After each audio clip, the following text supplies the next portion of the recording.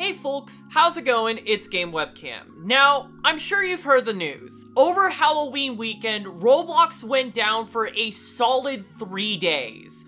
During this time, you couldn't play any games, customize your avatars, or even access the website. If you tried visiting the website, you would be greeted with this image on the screen. This meant that Roblox was completely unplayable during this time. As funny as it is to poke fun at Roblox being down, this was an absolute mess, and this isn't something to be celebrating. There are a ton of people who make assets and develop games on Roblox as a career. You can point and laugh because your least favorite game may not be getting any money, but this hurts developers because these people rely on Roblox to make a living. It is most damning to smaller developers who can barely make enough Robux to be able to use the DevX system to begin with. A lot of developers were looking forward to this weekend because usually people buy a lot more stuff around Halloween and Christmas. Even though Roblox is trying to make this up with the Hallovember sort and keeping up the Halloween sponsor, Roblox developers have been screwed over big time with this extended outage. This outage has been completely unprecedented. Not even the 2012 April Fool's incident was as bad as this. In all seriousness, I express pity to all of those who were looking forward to playing Roblox for the Halloween weekend. Whether you wanted to attend your favorite in-game events, or it's because you're like me and you can't attend any Halloween parties, so you decide to play on a virtual game to find your Halloween enjoyment. Yes, my life has become that depressing.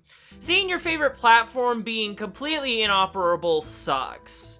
However, my channel doesn't focus on just Roblox content. If you were a subscriber to my channel, you'd know that I also focus on alternative platforms. I will soon be taking a look at a few other platforms, so if you do want to know when those drop, be sure to subscribe and ring the bell.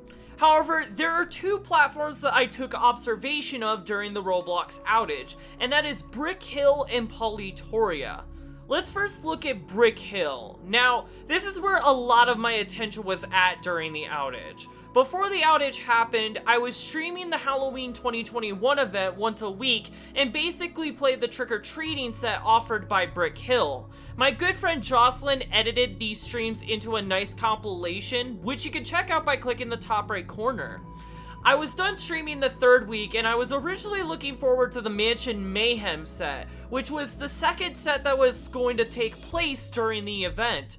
Originally, this set was going to be released on the 30th, a new deadline that was supposed to be set after they delayed the set's release 2 times.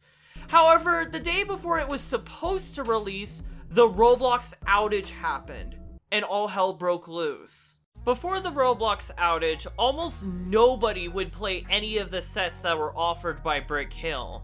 Most of the Brick Hill community didn't want to play the sets provided by the website. The only set that was getting any serious traffic during this month was the Halloween event. However, considering that Roblox was no longer an option, some players had no choice but to look for alternatives if they wanted to have a Roblox-like experience. Overnight, Brick Hill sets turned from a ghost town into a moderately populated page. Before the outage, you'd have to be very lucky for a set to get 5 or more concurrent players. At the peak of the outage, about a dozen sets had over 10 concurrent players each, and the more popular of the bunch would sometimes exceed 30 or even 50 concurrent players. Keep in mind, these are self-hosting servers, so Brick Hill wasn't hosting any of these servers at all.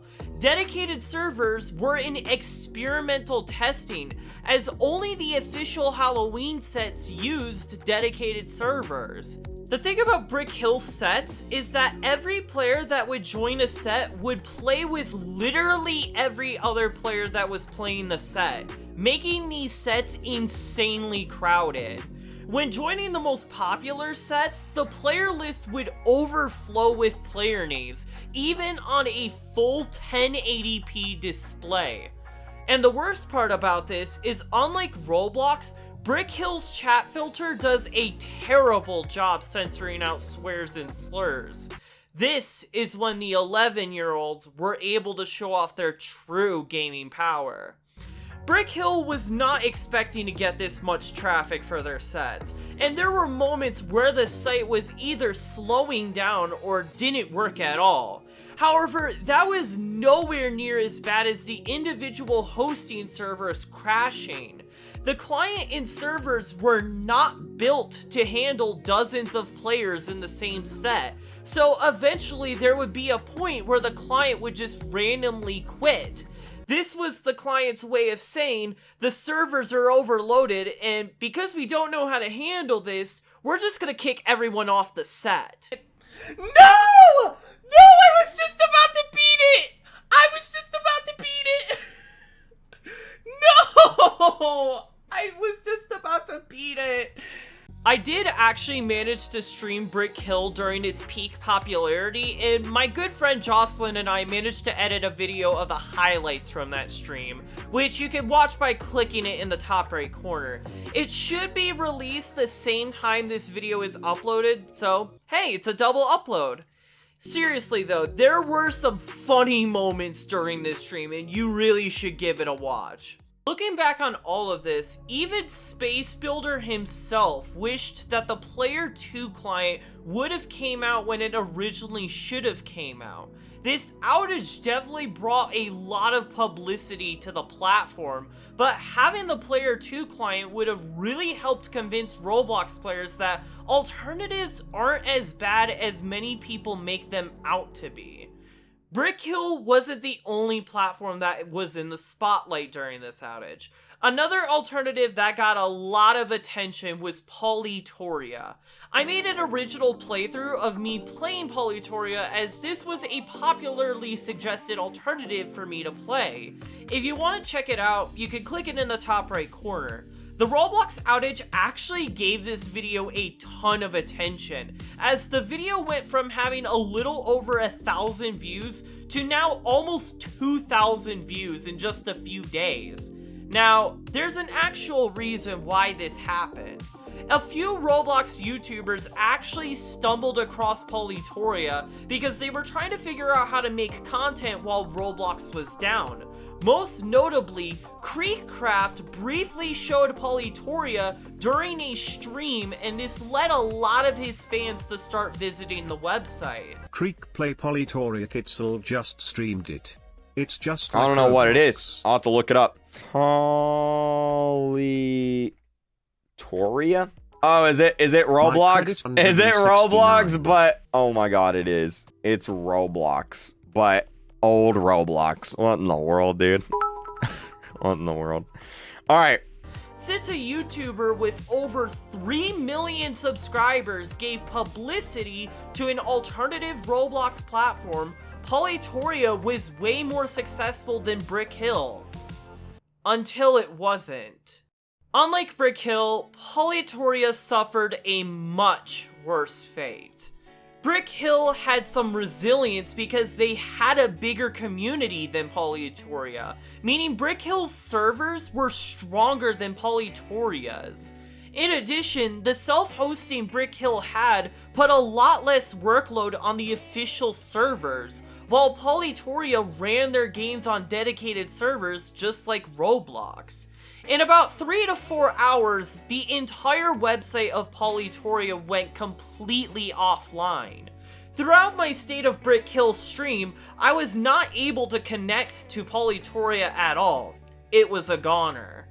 5 hours after the website went down, Willem Stiller made an announcement saying that Polytoria's database had been affected by the sudden rush of players, claiming there was corruption of data in the database.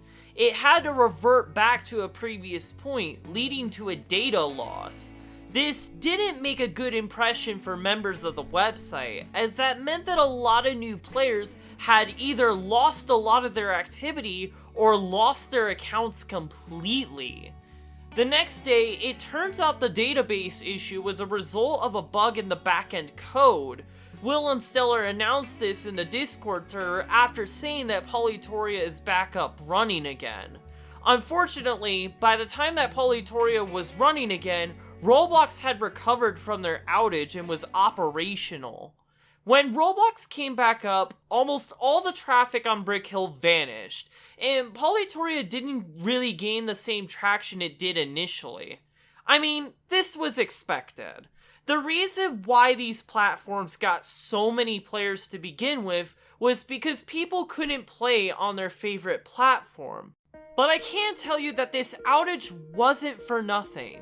I actually asked Roblox players in the Brick Hill Discord whether they'd stick around on Brick Hill after the outage. They were actually looking forward to seeing what Brick Hill has to offer and had a positive opinion on the platform. Polytoria seems to have learned from their downtime. They have heavily optimized their client to be able to not only handle more parts, but also have their servers handle more players. Willem Stellar is also making more progress to the client, continuing to add new features. And sure, we may not know how long these effects will last, but if this outage has told us anything, it's that alternatives have the potential to be actual competitors to the Roblox platform. As always, thanks for watching. If you enjoyed this video, please leave a like, subscribe, and hit the bell icon to be notified for videos in the future. This is Game Webcam, and take care.